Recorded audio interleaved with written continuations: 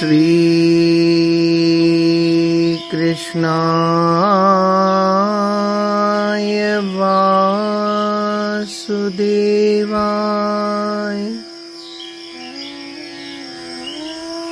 देवकी नंदनाय च नंदगोपकुमाराय श्री गोविंदाय नमो नमः। जय श्री कृष्ण। हम लोग द्वादश महाभागवत के प्रसंग में भगवान के अत्यंत प्रिय भक्त श्री पितामह भीष्म जी का चरित्र श्रवण कर रहे थे। द्वादश महाभागवत के अंतर्गत आगे श्री बलि जी का चरित्र, श्री सुखदेव जी का चरित्र, ये विस्तार रूप से हम आगे के प्रसंगों में श्रवण करेंगे। क्रमशः सब प्रसंग चलेंगे और इसके आगे श्री धर्मराज जी का वर्णन किया। भगवान सूर्य की पत्नी संज्ञा से आपका प्रादुर्भाव हुआ है। कल्पांत तक संयमनीपुरी में रहकर जीवों को उनके कर्मानुसार शुभाशुभ फल का विधान करते रहते हैं। पुण्यात्मा लोगों को धर्मराज के रूप में बड़े सौम्य और पापात्मा जीवों को यमराज रूप में भयंकर दिखते हैं। जैसे अशुद्ध सोने को शुद्ध करने के लिए अग्नि में तपाते हैं, वैसे ही आप कृपावश जीवों को दंड देकर शुद्ध कर उसे भगवत भजन के योग्य बनाते हैं। भगवान के मंगलमय नाम की महिमा का वर्णन करते हुए श्री धर्मराज जी अपने दूतों से कहते हैं, नामोच्चारण माहात्म्यम हरेः पश्यत पुत्रकाः अजामिलोऽपि येनैव मृत्युपाशाद्मुच्यत एतावतालमघ निर्हरणाय पुंसां संकीर्तनं भगवतो गुणकर्मणाम् विकृष्य पुत्रमघवान् यदजामिलोऽपि नारायणेति म्रियमाण इयाय मुक्तिम। प्रिय दूतों, भगवान के नामोच्चारण की महिमा तो देखो। अजामिल जैसा पापी भी एक बार नामोच्चारण करने मात्र से मृत्यु पाश से छुटकारा पा गया। भगवान के गुण, लीला और नामों का भली भांति कीर्तन मनुष्यों के पापों को सर्वथा विनाश कर देता है। ये कोई इसका बड़ा फल नहीं है, क्योंकि अत्यंत पापी अजामिल ने मरने के समय चंचल चित्त से अपने पुत्र का नाम नारायण उच्चारण किया। इस नामाभास मात्र से ही उसके सारे पाप तो क्षीण हो ही गए और मुक्ति की भी प्राप्ति हो गई।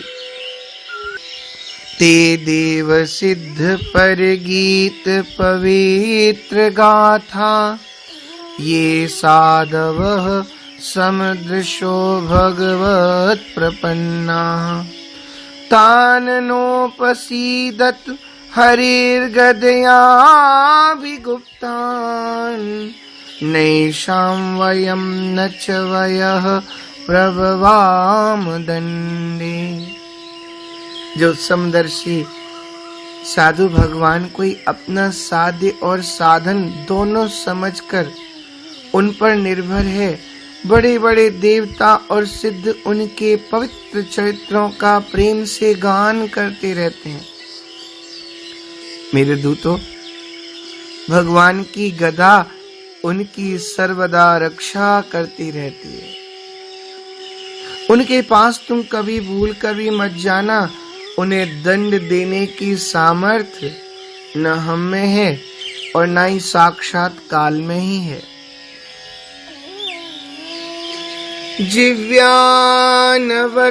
भगवद्गुण नाम ध्येयम् चेतस्य न स्मरति तच्चरणारविन्दम् कृष्णाय यो नमति यक्षिर एकदापि तानानयध्वमसतो कृत विष्णु कृत्यान्। भावार्थ, जिनकी जीभ भगवान के गुणों और नामों का उच्चारण नहीं करती, जिनका चित्त उनके चरणार विंदों का चिंतन नहीं करता और जिनका सिर एक बार भी भगवान श्री कृष्ण के चरणों में नहीं झुकता, उन भगवत सेवा विमुख पापियों को ही मेरे पास में तुम लेके आया करो। श्रीमद् भागवत का वाक्य है। कठोपनिषद में उद्दालक मुनि के पुत्र नचिकेता और यमराज का प्रसंग आता है, जिसमें श्री यमराज जी आत्म तत्व के संबंध में की गई नचिकेता की जिज्ञासा का समाधान करते हुए कहते हैं, नित्यो नित्यानां चेतश्चेतनानामेको बहुनां विदधाति कामान् तमात्मस्थं येनुपश्यन्ति धीरास्तेषां शान्तिः शाश्वती नेतरेषाम्। जो नित्यों का भी नित्य है, चेतनों का भी चेतन है और अकेला ही इन अनेक जीवों की कामनाओं का विधान करता है, उस अपने अंदर रहने वाले पुरुषोत्तम को ज्ञानी निरंतर देखते रहते हैं। उन्हीं को सदा अटल रहने वाली शांति प्राप्त होती है, दूसरों को नहीं। नायमात्मा प्रवचनेन लभ्यो न मेधया न बहुना श्रुतेन इयमेवैष वृणुते तेन लभ्यस्तशेष आत्मा वृणुते तनु स्वाम। यह पर ब्रह्म परमात्मा न तो प्रवचन से, न बुद्धि से और न बहुत सुनने से प्राप्त होता है। जिसको यह स्वीकार कर लेता है उसके द्वारा ही प्राप्त किया जा सकता है, क्योंकि यह परमात्मा उसके लिए अपने यथार्थ स्वरूप को प्रकट कर देता है। प्रश्न आता है, श्री सनकादिक जी, श्री कपिल देव जी, श्री मनु जी आदि तो भगवत अवतारों में गिने गए, फिर इनको द्वादश भक्तों में क्यों कहा गया? समाधान, यद्यपि ये हैं अवतार ही, परंतु इन्होंने अपने को सदा सर्वदा भक्त मानकर भगवान के भजन सुख का ही रसास्वादन किया है। अतः भागवताचार्यों में भी ये गिने गए। भगवान के भक्त सर्वस्व त्याग कर लोक परलोक की वांछा को ठुकरा कर निरंतर भजन ध्यान में लगे रहते हैं। यहाँ तक कि भगवान के मिलने से भजन में बाधा पड़ती है तो भगवान को भी छोड़ देंगे, परंतु भगवान का भजन नहीं छोड़ेंगे। प्रिय राम नाम ते जाहि न रामो। तो भगवान को भी यह इच्छा होती है भजन में न जाने वह कौन सा विलक्षण सुख है जिसके लिए मेरे भक्त स्वार्थ परमार्थ तक का त्याग कर देते हैं। परमार्थ स्वार्थ सुख सारे, भरतहु न सपने हो मनहु निहारे। भरत न सपने हो मनहु निहारे। ये अनुभव करना चाहिए। अतः स्वयं भी भक्त बनकर भजन सुख का रसास्वादन करते हैं और फिर चस्का लग जाने पर वे भक्ति बना रहना चाहते हैं, भगवान नहीं। भगवान श्री कृष्ण गोपी प्रेम का रसास्वादन करने के लिए श्री गौरांग महाप्रभु के रूप में भक्तावतार लिए थे। तो ये द्वादश महाभागवत का चरित्र। आगे श्री अजामिल जी का प्रसंग वर्णन किया। धर्यो पितु मात नाम अजामिल साचो भयो। भयो अजामिल तिया छूटी शुभ जात की। कियो मदपान सो सयान गही दूरी डार्यो। गार्यो तनवाही सोजो कीने लेके पात की। करे परिहास काहो दुष्ट ने पठाए साधु। आए घर देख बुद्धि आई गई सात की। सेवा करी सावधान संतन रिझाई लियो। नारायण नाम धरो गर्भ बात बात की। भावार्थ, माता पिता ने पुत्र का नाम अजामिल रखा, वो सच्चा हो गया। अजा अर्थात माया रूपी वेश्या से उसका मेल हो गया। ब्राह्मण कुल की विवाहिता पत्नी छूट गई, वह मद्यपान करने लगा। उसने आचार विचार और विवेक को दूर फेंक दिया। उसके शरीर को उसके साथ घुला मिला दिया, जिससे वह महान पापी हो गया। संयोगवश विचरते हुए कुछ साधु संत आए। उनसे किसी दुष्ट ने हंसी की कि महाराज अजामिल बड़ा साधु सेवी है, उसी के यहाँ चले जाओ। संत अजामिल के घर पहुंचे। दर्शन मात्र से ही अजामिल को सतोगुणी बुद्धि आ गई। संतों में बड़ी श्रद्धा हुई। सावधानी से सेवा करके उन्हें प्रसन्न कर लिया। संतों के चलते समय स्त्री समेत अजामिल ने प्रणाम किया। संतों ने आशीर्वाद दिया, इससे जो तुम्हें पुत्र होगा ना, उसका नाम नारायण रखना। कुछ समय बाद पुत्र का जन्म हुआ और अजामिल ने उसका नाम नारायण रखा। अजामिल कानिकुब्ज ब्राह्मण कन्नौज निवासी थे। कानिकुब्जे द्विजः कश्चित् दासीपतिरजामिलः। वेद शास्त्र पुराणादिकों के पारंगत विद्वान थे। शील सदाचार और सद्गुणों के तो खजाना ही थे। ब्रह्मचारी, विनयी, जितेंद्रिय, सत्यनिष्ठ और मंत्रवेत्ता थे। इन्होंने गुरु, अग्नि, अतिथि और वृद्ध पुरुषों की बहुत सेवा की थी। इनमें अहंकार का तो लेश भी नहीं था। समस्त प्राणियों का हित चाहते, सबका उपकार करते, किसी में दोष नहीं देखते थे। परंतु विधि का विधान बड़ा विलक्षण होता है। माता पिता ने प्रेमवश इनका नाम अजामिल रखा। सो वह आगे चलकर सती हुआ, अजा माया से मिला हुआ, लिपटा हुआ अर्थात साक्षात माया रूपिणी वेश्या में अत्यंत आसक्त हो गए। ये कथा इस प्रकार से आती है। एक दिन अजामिल अपने पिता के आदेशानुसार वन में गए। वहां से फल फूल समिधा तथा कुछ लेकर घर को लौट रहे थे कि एक अत्यंत कामी निर्लज्ज पतित सुरापी शूद्र को मदिरा पीकर किसी वेश्या के साथ इन्होंने विहार करते देख लिया। दोनों ही नशे के कारण अपनी सुध बुध खोए हुए अत्यंत कामोद्दीपक चेष्टाएं कर रहे थे, जिसे देखकर अजामिल सहसा ही मोहित और काम के वश में हो गए। यहाँ एक प्रश्न होना स्वाभाविक है।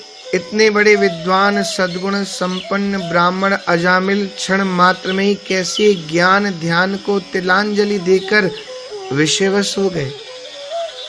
इसका एक समाधान तो यह है कि माया ऐसी बलवती है कि जो ज्ञानी न कर चित्त अपहरई बरे आई विमोह मन करई, और उसमें भी नारी विष्णु माया प्रकट। श्री भर्तृहरि जी कहते हैं, स्मृता भवती तापाय दृष्टा चोन्माद वर्धिनी, स्पृष्टा भवती मोहाय सनाम दैता कथम। जो स्मरण करने पर संताप देती है, देखने पर उन्माद को बढ़ाती है और छू जाने पर मोह को बढ़ाती है, ऐसी स्त्री दैता प्यारी कैसे हो सकती है? ज्ञान ध्यान वैराग्य अरु लोक वेद कुल कान, कछु न रहत लागे जबे तरुणी नैना बान। तनक न रहे विरक्तता लगे द्रगन की थाप, कहूँ पूजा माला कहूँ कहूँ बटुआ कहूँ आप। पंडित पूजा पाक दिल यह गुमान मत लाए, लगे जरब अखियान के सकल गर्भ गरि जाए। सो मुनि ज्ञान निधान मृग नैनी विधु मुख निरखी, विवश होई हरि जान नारी विष्णु माया प्रकट। बड़ा सुंदर दृष्टांत वर्णन किया श्री व्यास जी और जैमिनी का। श्री व्यास जी ने श्रीमद् भागवत में श्री ययाति जी के प्रसंग में लिखा, मात्रा स्वस्त्रा द्वित्रा वा न विविक्ता सनो भवेत्, बलवान इंद्रिय ग्रामो विद्वांसमपि कर्षति, बलवान इंद्रिय ग्रामो विद्वांसमपि कर्षति। अपनी माँ बहन और कन्या के साथ भी अकेले एक आसन पर सटकर नहीं बैठना चाहिए। इंद्रियां इतनी बलवान हैं कि बड़े बड़े विद्वानों को भी विचलित कर देती हैं। श्री व्यास जी के शिष्य जैमिनी को यह बात नहीं जची। भला विद्वान को इंद्रियां क्या विचलित कर सकती हैं? श्री गुरुजी ने लिखने में भूल कर दी है, बस जैमिनी ने वह श्लोक बदल दिया। बलवान इंद्रिय ग्रामो विद्वांस नापि कर्षति। श्री व्यास जी ने समझाया भी, परंतु जैमिनी को बोध नहीं हुआ। अभिमान में भरकर बोले, गुरुदेव तुच्छ इंद्रियों की क्या शक्ति है, मैं तो उन पर सर्वथा विजय प्राप्त कर चुका हूँ। यह सुनकर श्री व्यास जी जैमिनी की परीक्षा लेने के लिए स्वयं स्त्री रूप धारण कर अंधेरी रात में, जबकि कुछ बादल बरस रहे थे,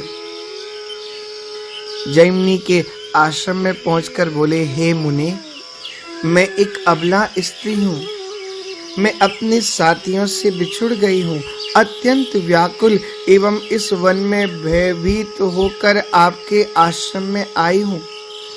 आज रात बिताकर प्रातः सूर्योदय होते ही अपने साथियों को ढूंढ लूंगी, फिर उनके साथ चली जाऊंगी। स्त्री की प्रार्थना सुनकर महर्षि जैमिनी ने कहा, यहाँ से कहीं दूर जा, मैं स्त्री को अपने आश्रम में आश्रय नहीं देता हूँ। उसने कहा, मैं अकेली इस अंधेरी रात में कहाँ जाऊंगी? शरणागत का परित्याग शास्त्र में नहीं कहा गया है। आप सर्वज्ञ हैं, सब कुछ जानते ही हैं। तब जैमिनी ने कहा, एक काम करो, ये लो मेरे बगल के कमरे की चाबी और मेरे बगल के कमरे के भीतर किवाड़ बंद करके पड़ी रहना। यदि मैं किवाड़ खोलने के लिए भी आग्रह करूं तो खोलना नहीं। उस स्त्री ने कहा, ठीक है, ऐसा ही करूंगी। उसने ऐसा ही किया। पुनः काम की प्रबलता से जैमिनी महर्षि का अपना स्वरूप विस्मृत हो गया। उस निर्जन रात्रि में उस रूपवती युवती के साथ समागम की इच्छा उत्पन्न हो गई। अपनी पर्णकुटी से बाहर आकर उस युवती से किवाड़ खोल देने का आग्रह किया। जब बहुत प्रार्थना करने पर भी उसने द्वार नहीं खोला, तब उस कमरे की छत पर जाकर उस पर्णकुटी के काठों को हटाकर कमरे में प्रवेश कर गए। वहां उन्होंने अपने गुरुदेव श्री वेदव्यास जी को बैठे देखकर उनके सामने वो बड़े लज्जित हुए तथा उनको नमस्कार करते हुए बोले, हे गुरुदेव, आपकी वाणी सत्य है। वास्तव में काम पर विजय प्राप्त करना अत्यंत कठिन है। आप मेरे अपराधों को क्षमा करें। श्री वेदव्यास जी अपने आश्रम को चले गए। विश्वामित्र पाराशर प्रभृतयो वाताम्बुपर्णार्शनास्तेऽपि स्त्रीमुख पंकजं सुललितं दृष्टवेव मोहं गताः।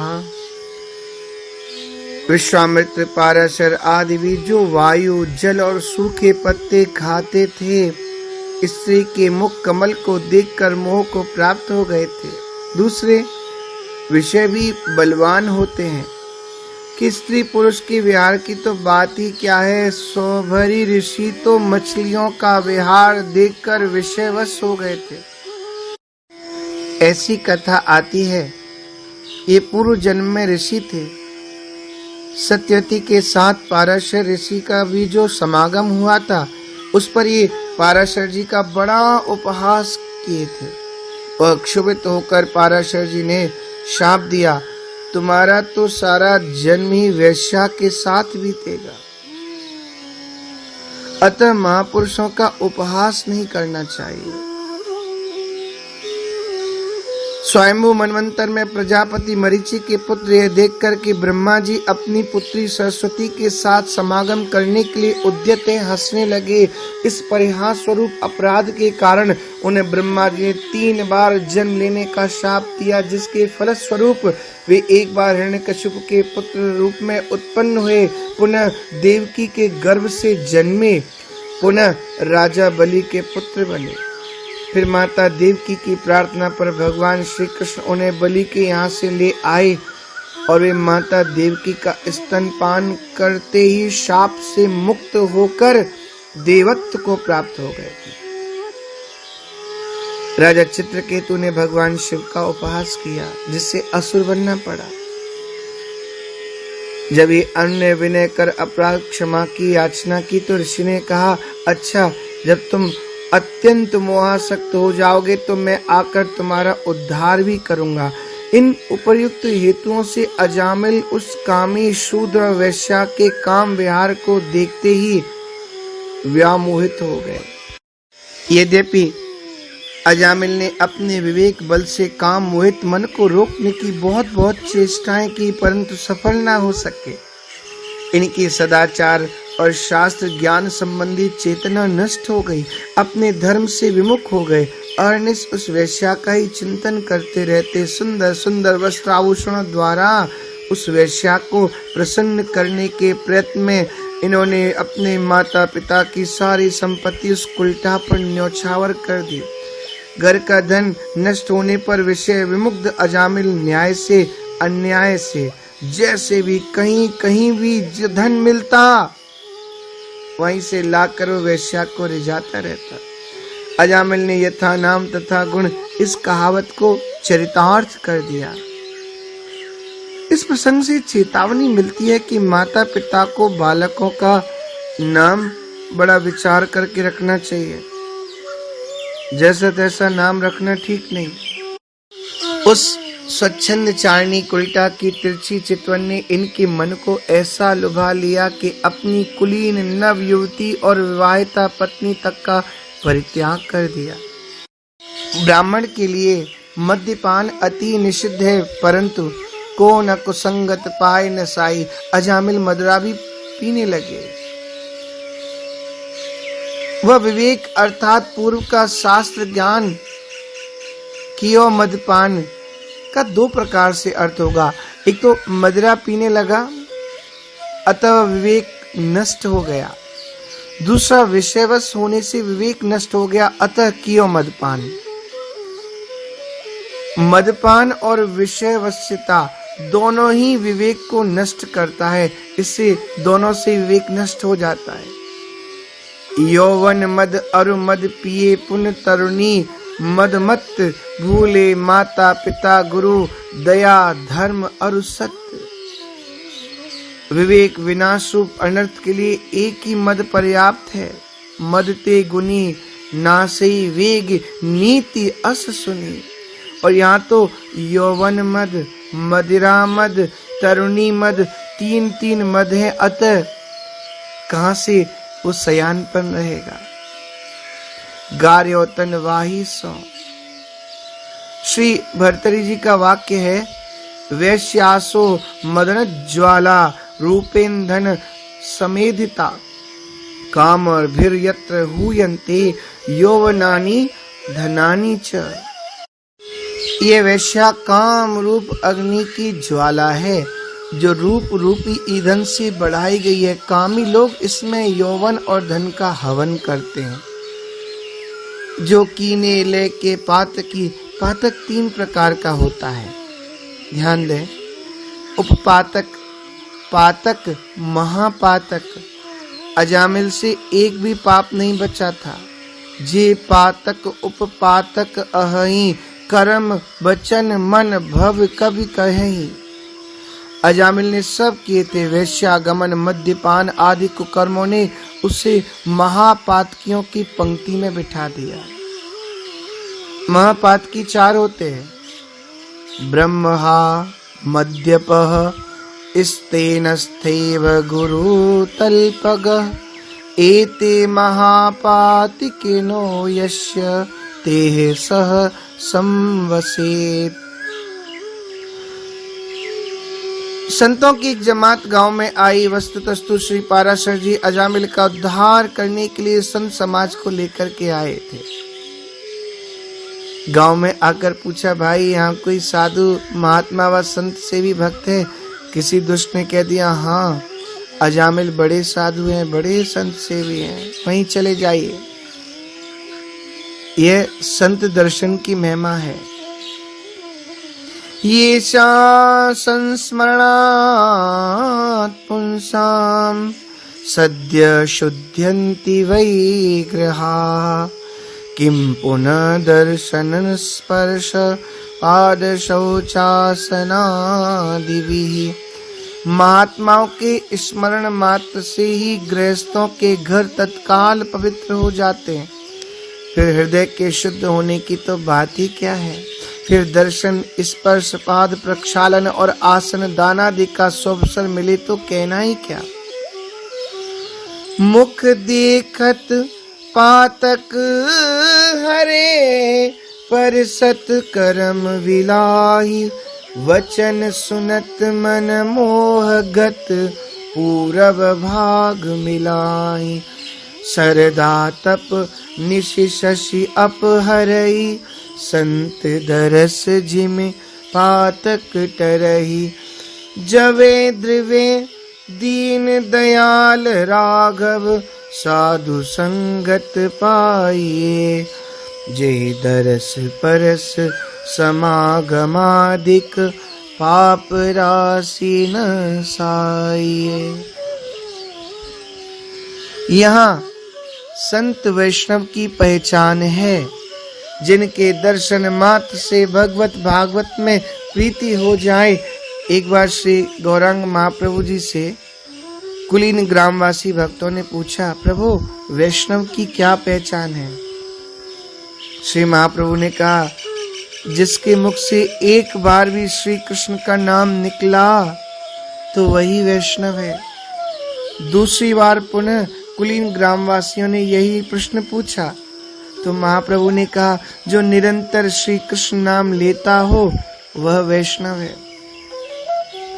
तीसरी बार पुनः जब उन लोगों ने यही प्रश्न किया तब महाप्रभु ने कहा, जिसके दर्शन मात्र से ही हृदय में भगवत भागवत प्रीति का समुदय हो और स्वतः ही मुख में श्री कृष्ण नाम स्फुरित हो, वे वैष्णव हैं।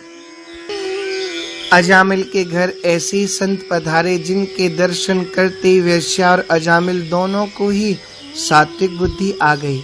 अजामिल साधु का पता पूछते पूछते संत लोग जब उनके घर गए तो अजामिल घर पर नहीं थे। वेश्या अपना साज श्रृंगार किए दीख पड़ी। उसके रंग ढंग को देखकर महात्माओं ने समझ लिया कि वेश्या मालूम पड़ती है, अतः लौटकर जाने लगे।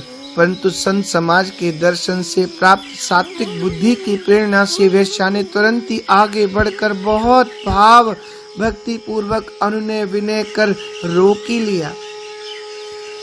सेवा कर सावधान संतन रिझाए लियो। वेश्या की भाव भक्ति देखकर संत बड़े प्रसन्न हुए और उन्होंने पहले वेश्या जानकर उसकी उपेक्षा की थी, उसे अपनी भूल समझी। अब संत बार बार वेश्या से अजामिल साधु को पूछते, वो संत अजामिल जी कहाँ गए? गांव वाले कह रहे थे कि साधु अजामिल जी बड़े दिव्य भव्य संत हैं, कब आएंगे? आदि आदि। वेश्या ने बेचारा मालूम पड़ता है किसी ने इन महात्माओं से व्यंग पूर्वक अजामिल को साधु कह दिया है और ये सरल हृदय साधु उसे सत्य मान बैठे हैं। अतः अब तो हमें अजामिल को साधु रूप में ही महात्माओं के सामने प्रस्तुत करना चाहिए। बस तुरंत ही महात्माओं को सुव्यवस्थित कर बाजार में जाकर सुंदर कंठी माला तिलक पीताम्बरी धोती खरीद कर मार्ग में अजामिल की प्रतीक्षा करने लगी। वेश्या को बहता कि अजामिल जंगल में शिकार करने गया है। कई नित्य के नियमानुसार वह बहुत से मृत पशु पक्षियों को लेकर सहसा आ गया तो सब बना बनाया खेल मिट्टी में मिल जाएगा। उसे देखकर मुनि महात्मा निश्चय क्रोध करके इसको घोर शाप देंगे, जिससे उद्धार असंभव हो जाएगा। अतः वह बड़ी सतर्कता से अजामिल को देख ही रही थी कि अजामिल वन्य मृगों को मारकर कंधे पर लटकाए उनके रुधिर से सने हुए आते दिखाई पड़े। जट वेश्या ने आगे बढ़कर वह सब फिकवा दिया, बोली घर पर साधु आए हैं। अजामिल ने कहा, साधु आए हैं तो कुछ उनके पास माल है कि नहीं, या ऐसे ही है? वह जान गई अभी इसका मदिरा का नशा उतरा नहीं है। अतः उसने कहा, पहले स्नान करो फिर सब बताऊंगी। अजामिल वेश्या के बड़े आज्ञाकारी थे। तुरंत मृगादिकों को फेंककर स्नान किया। वेश्या ने इनका वैष्णव वेश बनाया, कंठी माला तिलक पीताम्बरी से इनको सुसज्जित किया और समझाया कि संतों ने आज बड़ी कृपा की है जो मुझ अभागिन के घर में पधारे हैं। मैं अभागिन तो ये भावना कर ही नहीं सकती थी कि संत आए। आप भी आगे चलकर उनको भक्ति भाव से दंडवत करना और सुनो, बड़ी नम्रता पूर्वक उनसे वार्तालाप करना। उनसे कहना, महाराज आप लोगों ने बड़ी कृपा की जो मेरे घर पधारे, मेरे बड़े भाग्य हैं, आप लोगों के दर्शन हुए, मैं आपका दास हूँ, आप जो आज्ञा करें मैं सेवा करने के लिए तैयार हूँ। फिर परीक्षा के लिए वैश्या ने अजामिल से पूछा, अच्छा बताओ क्या कहोगे? तो अजामिल बोले, कहूँगा मैंने बड़ी कृपा की जो आप लोगों से मिला, आप लोगों के बड़े भाग्य जो मेरे दर्शन हुए, मैं आप लोगों का स्वामी हूँ, जो आज्ञा करोगे वह सब आप लोग करने के लिए तैयार रहना। वैश्या ने देखा है तो सब उल्टा ही बोल रहा है, तो बोली, अच्छा एक काम करना, तुम एकदम चुप रहना, मैं सब कार्य संभाल लूंगी। मूर्ख का तो चुप रहना ही ठीक है। नीति कहती है, आत्मनो मुख दोषेण बध्यन्ते शुक सारिकाः बकास्तत्र न बध्यन्ते मौनम सर्वार्थ साधनम। तोता और मैना सुंदर बोल लेते हैं, अतः लोग पकड़कर पिंजरे में बंद करके पालते हैं। वे अपने मुख दोष से बंधन में पड़ते हैं और बकला बंधन से रहित होता है, अतः लगता है कि मौन ही सभी प्रयोजनों को सिद्ध करने वाला है। एक दृष्टांत संत लोग देते हैं, अकबर बादशाह की बीरबल की प्रखर बुद्धि के सामने कुछ नहीं चलती थी, बात बात में लज्जित होना पड़ता था। अकबर इस प्रयत्न में रहते कि मैं ऐसा कौन सा उपाय करूं जिससे बीरबल को कुछ लज्जित होना पड़े।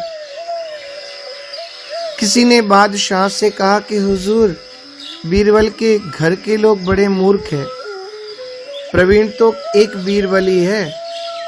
बादशाह ने बात जब बीरबल से कही तो बीरबल ने तुरंत कह दिया, हुजूर आपको किसी ने बहका दिया है, वस्तुतस्तु घर के सभी लोग बड़े प्रवीण हैं, उनमें मूर्ख तो मैं ही हूँ। बादशाह ने कहा, मैं उन लोगों को देखना चाहता हूँ। तब बीरबल ने घर जाकर सबको एकत्रित करके सुंदर सुंदर पोशाक धारण कराकर घोड़ा पालकी पर बैठाकर बादशाह के दरबार में उपस्थित किया। बीरबल ने घर वालों को सिखा दिया था कि बादशाह कुछ भी पूछे तुम लोग बोलना मत, बोलोगे और उत्तर ठीक से नहीं बना तो बादशाह मार डालेगा। हुआ भी ऐसा ही। जब वे लोग दरबार में पहुंचे तो बादशाह देखते ही जान गए कि सचमुच ये तो पूरे गंवार हैं, इनके गंवारपन का भंडाफोड़ करना चाहिए। अतः बादशाह ने बात चलाई, तुम लोग इतनी सुंदर पोशाक पहने हो, यदि कोई छीने तो क्या करोगे?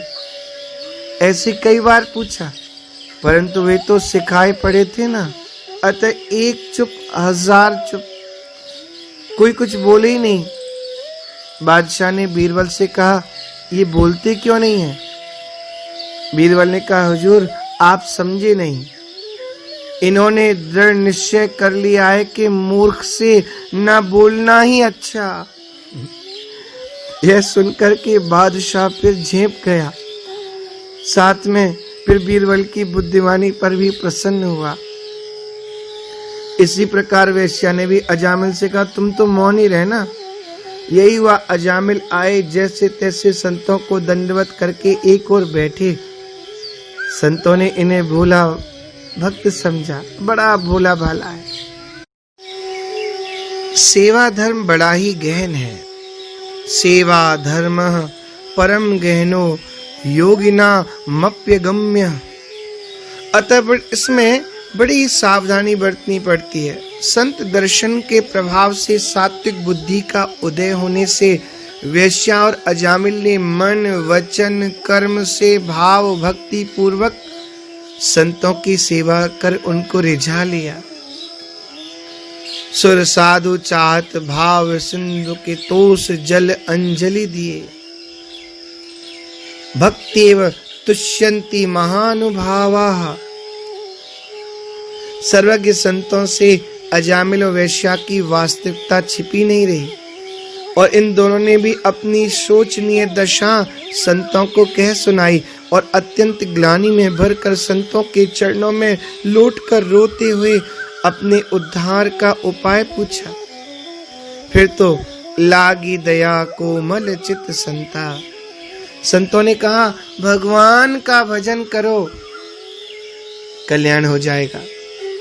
अजामिल बोले, प्रभु मैंने जन्म भर तो पाप किया, भला भजन में मेरा मन कैसे लगेगा। पापवंत कर सहज स्वभाव, भजन मोर ते भावना का। ऋषियों ने अजामिल को स्वरूपानुरूप औषधि यानी उपाय बताया। नारायण नाम धरो गर्भ बात की। जैसे चतुर्वेद्य रोगी को उसकी हैसियत के अनुसार ही दवा बताते हैं। एक राज्यवैद्य का बड़ा सुंदर दृष्टांत मिलता है। एक राज्यवैद्य थे जिन्होंने जिस रोग के लिए राजा को कई हजार की कीमत की औषधि बताई थी, उसी रोग के लिए गरीब को 2-4 आने का नुस्खा बता दिया। वो उसी से अच्छा हो गया। लोगों ने राजा से शिकायत की। राजा ने वैद्य जी को बुलाकर पूछा, 2-4 आने की जगह आपने मुझसे 2-4 हजार क्यों खर्च करवाए। वैद्य जी ने कहा, जैसा रोग वैसी औषधि। 2-4 आने की औषधि में आपका विश्वास भी तो नहीं होता ना, और विश्वास होना परम आवश्यक है। उसी प्रकार समागत साधु ने अजामिल का उद्धार करने के लिए बेटी का नाम नारायण रखवाया। आए गयो काल मोह जाल में लपट रहो, महाविकराल यमदूत सो दिखाइए। वो ही सुत नारायण नाम जो कृपा के, दियो लियो सो पुकार सुर आरत सुनाइए। सुनत ही पार्षद आए, वाही ठोर दौर तोर, डारे पास कयो धर्म समुझाइए। हारे ले बिडारे जाए पति पे पुकारे, कहीं सुनो बजमारे मत जावो हरि गाइए। अजामिल स्त्री पुत्र के मोह जाल में लिपटा पड़ा था। इतने में उसके मरने का समय आ गया। अति भयानक यमदूत दिखलाई पड़े। भय और मोहवश अजामिल अत्यंत व्याकुल हो गया। संतों ने कृपा करके जो बालक का नाम रखवाया था, उसे बड़े दीन दुखित स्वर से नारायण नारायण ऐसा पुकारा। भगवान नाम सुनते विष्णु पार्षद उसी समय उसी स्थान पर दौड़कर आ गए। यमदूतों ने जिस फांसी से अजामिल को बांधा था, पार्षदों ने तोड़ डाला उसे। यमदूतों के पूछने पर पार्षदों ने धर्म का रहस्य समझाया। यमदूत न माने, अजामिल को पापी समझकर ले जाना चाहते थे, तब पार्षदों ने डांट डपट कर भगा दिया। हार कर सब यमदूतों ने धर्मराज के पास जाकर पुकार की। धर्मराज ने कहा, अरे नीचो, तुम पर गाज गिरे, तुमने बड़ा अपराध किया। सावधान रहना, जहाँ कोई भी किसी प्रकार से भगवान नाम का उच्चारण करे, वहाँ कदापि मत जाना। अपने कल्याण के लिए स्वयं भी तुम लोग हरि के नाम और यश का गान करो। उस समय अजामिल की आयु 88 वर्ष की थी। कालोत्यागन महान राजन नष्टा सीत्यायुषः समाह। हे राजन, इस प्रकार उसकी आयु का बड़ा भाग 88 वर्ष बीत गया। काल दुर्निवार है। अंड कटा अमित लयकारी, काल सदा दुरतिक्रम भारी। जिसने काल को अपने महापराक्रम से बांध रखा था, अंत में काल ने उसको भी आत्मसात कर लिया। सहस बाहु 10 वदन आदि नृप, बची ना काल बलीते। फिर अजामिल की तो बात ही क्या है। न बचे को पंडित वेद पढ़े, न बचे को ऊंचे चिनाई अटा, न बचे को जंगल वास किए, न बचे को शीश बढ़ाए जटा। दिन 4 चला चल यों तुलसी, नर नाहक को सब ठाट ठटा। जो भलाई चहो सिय राम रटो, नहीं आए अचानक काल डटा। अजामिल का अंतिम समय आ गया, मोह जाल में लिपट रहे हो। संसारासक्त प्राणियों की मोह ममता वृद्धावस्था में और भी अधिक प्रबल हो जाती है। देखत ही आई बिरधाई, ज्यों ते सपने नाही बुलाई, ताके गुण कछु कहे न जाई, सो अप्रगट देख तन माही। सो प्रगट तन जर जर जरा, बस व्याध सूल सतावई, सिर कंप इंद्रिय शक्ति प्रतिहत, वचन काहू न भावही। ग्रह पालहु ते अति निरादर, खान पान न पावही, ऐसी दशा न विराग तह, तृष्णा तरंग बढ़ावई।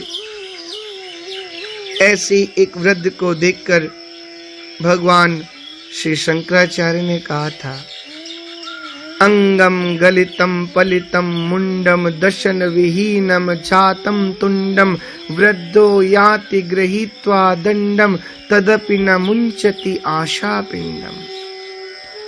पलित हो गए बाल शीश के, गलित हुआ सब गांत, टूट गए त्यों ही क्रम क्रम से मुंह के सारे दांत। पकड़ा हुआ हाथ में कपता कैसा फवता दंड, फिर भी नहीं छोड़ता आशा, भंड अहो पाखंड।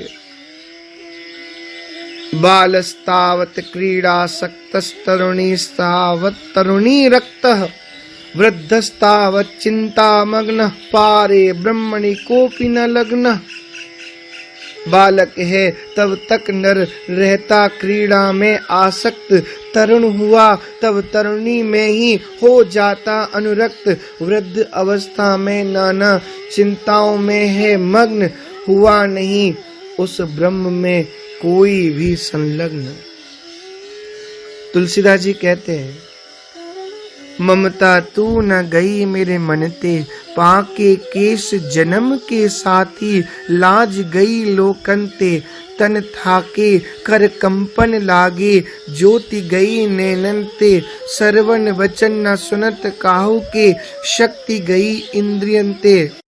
टूटे दसन वचन नहीं आवत, शोभा गई मुखन ते, कफ पित बात कंठ पर बैठे, सुतई बुलावत करते। भाई बंधु सब परम प्यारे, नारी निकारत घर थे। जैसे शशि मंडल बिच स्याही, छूटे ना कोट जतन ते, तुलसीदास बल जाऊं चरण की, लोभ पराए धन ते। एक बूढ़ा मरण शैया पर पड़ा हुआ घड़ी घड़ी सोच रहा था प्राण निकलने वाले, और घड़ी दो घड़ी का ही मेहमान था। वित्त कब वाद से कंठावरोध हो गया, सगे संबंधी घेरे खड़े थे, अंतिम घड़ी गिनी जा रही थी। संयोग से एक बच्चिया सामने पड़ी, झाड़ू को चबा रही थी। किसी का भी ध्यान उधर नहीं गया। उस बूढ़े ने देख लिया। वह बोल तो सकता नहीं था, शरीर में थोड़ी थोड़ी चेतना थी, अतः हाथ से उधर ही संकेत करने लगा, परंतु सहसा किसी की बात ये समझ में नहीं आई, ये संकेत क्या कर रहा है। बार बार हाथ उठाने से लोगों को शंका हुई कि संभव है कुछ द्रव्य कुछ धन गड़ा पड़ा है, अथवा किसी को कुछ दिया हो, क्योंकि प्राय लोग मोहवश जीते जी तो बताते नहीं, जब निश्चित जान जाते कि अब तो मरना ही है तब बता दें।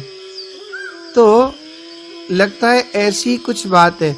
उसके लड़के तुरंत दौड़कर एक वैद्य जी के पास गए, बोले कि जैसे तैसे कृपा करके एक बार मेरे पिताजी से बात करा दीजिए।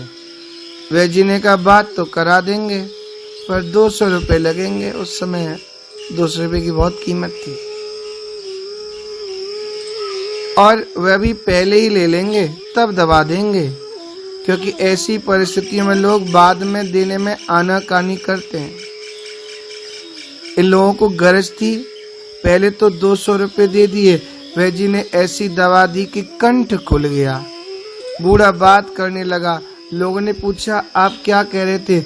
उसने झुंझला करके कहा, कह क्या रहा था, देखते नहीं बचिया झाड़ू को खाए जा रही है, कोई भी उधर ध्यान नहीं देता, भला आंख के सामने ये हाल है तो बाद में क्या होगा। लड़कों ने पूछा, बस यही कहना था कि कुछ और भी कहना था? उसने कहा, और कुछ नहीं, बस यही कहना था। लड़के झुंझला के बोले, मर रहे हैं, राम श्याम कुछ भी नहीं, झाड़ू का इतना ध्यान, धन्य है आपको। यह है तृष्णा तरंग बड़वाई का उदाहरण। महाविकराल सापास हस्तान स्त्रीन दृष्ट्वा पुरुषान् भृशदारुणान् वक्रतुण्डानुधुरोम्न आत्मानं नेतुमागतान्। इतने में अजामिल ने देखा उसे ले जाने के लिए अत्यंत भयावने 3 दूत आए हैं। उनके हाथों में फांसी है, मुंह टेढ़े मेढ़े विकराल और शरीर में रोए खड़े हैं। देखिए, बूढ़े अजामिल के 10 पुत्र थे। छोटे का नाम था नारायण। माँ बाप उससे बहुत प्रेम करते थे। उस बालक नारायण वहां से कुछ दूरी पर खेल रहा था। यमदूतों को देखकर अजामिल अत्यंत व्याकुल होकर अत्यंत आर्त और उच्च स्वर से पुकारने लगे। पुकारा, नारायण। सुनते ही पार्षद आ गए। भगवत पार्षदों ने पुत्र के नारायण नामोच्चारण को भगवान का संकीर्तन मान लिया। यही है पार्षदों की भावुकता, स्वामी भक्ति। पार्षद संख्या में 4 थे। यमदूत वाक्य चतुर्भिरद्भुते सिद्धे राज्ञाते विप्रलंबिता। 4 अद्भुत सिद्धों ने आपकी आज्ञा का उल्लंघन कर दिया। कयो धर्म समझाइए।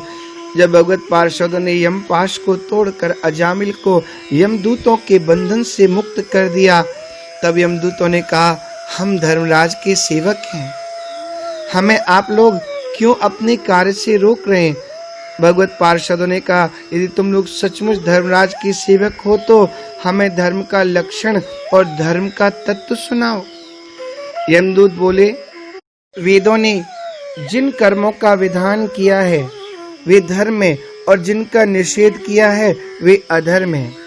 परंतु इस पापी ने श्रुति शास्त्र की आज्ञा का उल्लंघन करके स्वच्छंद आचरण किया है, और अब तक इसने अपने पापों का कोई प्रायश्चित भी नहीं किया है। इसलिए हम लोग इसे भगवान यमराज के पास ले जा रहे हैं, जिससे यह वहां अपने पापों का दंड भोग कर शुद्ध हो जाएगा। इस प्रकार यमदूतों द्वारा सामान्य धर्म का निरूपण किए जाने पर भगवत पार्षदों ने परम धर्म का विवेचन करते हुए अजामिल को निष्पाप बताया।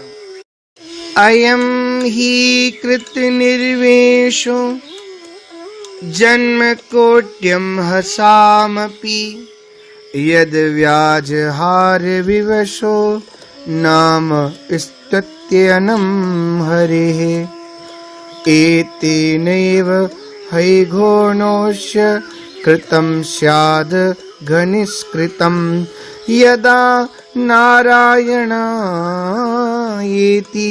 जगाद चतुरक्षरं स्तेनः सुरापो मित्रदुग् ब्रह्मः गुरुतल्पगः स्त्री राजपितृगोहन्ता ये च पातकिनो परे सर्वेषामप्यघवतामिदमेव सुनिष्कृतं नाम व्याहरणं विष्णोर्यस्तद्विषयामतिः सांकेत्य पारिहास्यं वा स्तोभं हेलनमेव वा वैकुंठ नाम ग्रहणम् अशेषाघ हेरं विदुः यथा गदं वीर्यतममुपयुक्तं यदृच्छया अजानतोऽप्यात्मगुणं कुर्यान् मंत्रोऽप्युदाहृतः इसने कोटि कोटि जन्मों की पाप राशि का पूरा पूरा प्रायश्चित कर लिया, क्योंकि इसने विवश होकर ही से भगवान के परम कल्याण में मोक्ष प्रद नाम का उच्चारण तो किया है। जिस समय इसने नारायण इन 4 अक्षरों का उच्चारण किया, उसी समय केवल उतने से ही इस पापी के समस्त पापों का प्रायश्चित हो गया। चोर, शराबी, मित्रद्रोही, ब्रह्मघाती, गुरुपत्नी गामी ऐसे लोगों का संसर्गी, स्त्री, राजा, पिता और गाय को मारने वाला, चाहे जैसा और जितना बड़ा पापी हो, सभी के लिए यही इतना ही सबसे बड़ा प्रायश्चित है कि भगवान के नामों का उच्चारण किया जाए, क्योंकि भगवान नामों के उच्चारण से मनुष्य की वृत्ति भगवान के गुण, लीला और स्वरूप में रम जाती है और स्वयं भगवान की उसके प्रति आत्मीय बुद्धि हो जाती है। बड़े बड़े महात्मा पुरुष ये बात जानते कि संकेत में, परिहास में अथवा किसी की अवहेलना करने में भी यदि कोई भगवान के नामों का उच्चारण करता है तो उसके सारे पाप नष्ट हो जाते हैं। जैसे कोई परम शक्तिशाली अमृत को उसका गुण न जानकर अनजान में पी ले तो भी वह अवश्य पीने वाले को अमर बना देता है, वैसे ही अनजान में उच्चारण करने पर भी भगवान का नाम अपना फल देकर ही रहता है। इस प्रकार जब भगवान के पार्षदों ने यमदूतों का प्रयत्न विफल कर दिया, तब उन लोगों ने यमराज के पास जाकर विष्णु पार्षदों की शिकायत की। तब श्री धर्मराज जी ने दूतों को भागवत धर्म का उपदेश करते हुए आज्ञा दी। तानानयध्वमसतो विमुखान मुकुंद पादारविंदम मकरंद सादजस्त्रम निष्किंचनै परमहंस कुले रसज्ञे जुष्टाद्ग्रहे निरयवर्त्मनि बध्य तृष्णान। बड़े बड़े परमहंस दिव्य रस के लोभ से संपूर्ण जगत और शरीर आदि से भी अपनी अहंता ममता हटाकर अकिंचन होकर निरंतर भगवान मुकुंद के पादारविंद का मकरंद रस पान करते हैं। जो दुष्ट उस दिव्य रस से विमुख हैं और नरक के दरवाजे घर गृहस्थी की तृष्णा का बोझ बांधकर उसे ढो रहे हैं, उन्हीं को बार बार मेरे पास लाया करो। इसके बाद धर्मराज ने भगवान से क्षमा याचना की है। तत क्षम्यतां स भगवान पुरुष पुराणो नारायणः स्वपुरुषैर्यद सत्कृतं नः स्वनामहोन विदुषां रचिताञ्जलीनां शान्तिर्गरीयसि नमः पुरुषाय भूम्ने शान्तिं गरीयसि नमः पुरुषाय भूम्ने। आज मेरे दूतों ने भगवान के पार्षदों का अपराध करके स्वयं भगवान का ही तिरस्कार किया। ये मेरा ही अपराध है। पुराण पुरुष भगवान नारायण हम लोगों का ये अपराध क्षमा करें। हम अपराधी होने पर भी उनके निज जन और उनकी आज्ञा पाने के लिए अंजलि बांधकर सदा उत्सुक रहते हैं। अतः परम महिमान्वित भगवान के लिए यही योग्य है कि हमें क्षमा कर दें। मैं उन सर्वांतर्यामी एक रस अनंत प्रभु को नमस्कार करता हूँ। इधर अजामिल भगवत पार्षदों द्वारा यमदूतों के फंदे से छूटकर निर्भय और स्वस्थ होकर भगवत पार्षदों का दर्शन कर आनंद में मग्न होकर उन्हें सिर झुका करके प्रणाम करने लगा। अजामिल के कुछ कहने की इच्छा करते ही भगवत पार्षद अंतर्धान हो गए। अजामिल को जो भगवत पार्षदों के मुख से विशुद्ध भागवत धर्म सुना था, उससे हृदय में शीघ्र ही भगवत भक्ति का उदय होने से अब अपने पापों को याद करके बड़ा पश्चाताप होने लगा। फिर तो संसार के प्रति तीव्र वैराग्य हो जाने से सबके संबंध और मोह को छोड़कर ये हरिद्वार चले गए और शेष जीवन भगवत भजन में बिताते हुए अंत में भगवान के पार्षदों के साथ स्वर्ण में विमान पर आरूढ़ होकर आकाश मार्ग से भगवान लक्ष्मीपति के निवास स्थान वैकुंठ को चले गए। श्री अजामिल का उद्धार नामाभास मात्र से हुआ। नाम लियो पूत को पुनीत कियो पात कीस। 4 किरातों का सुंदर सा दृष्टांत संत देते हैं।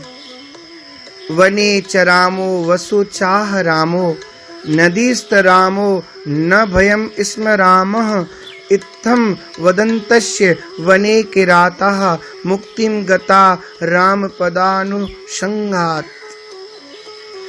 4 किरात वन को गए। वहां जाकर एक ने कहा वने चरामः, वन में विचरूंगा। दूसरे ने कहा वसु चाह रामः, धन हरण करूंगा। तीसरे ने कहा नदीस्त रामः, मैं नदी को पार करूंगा।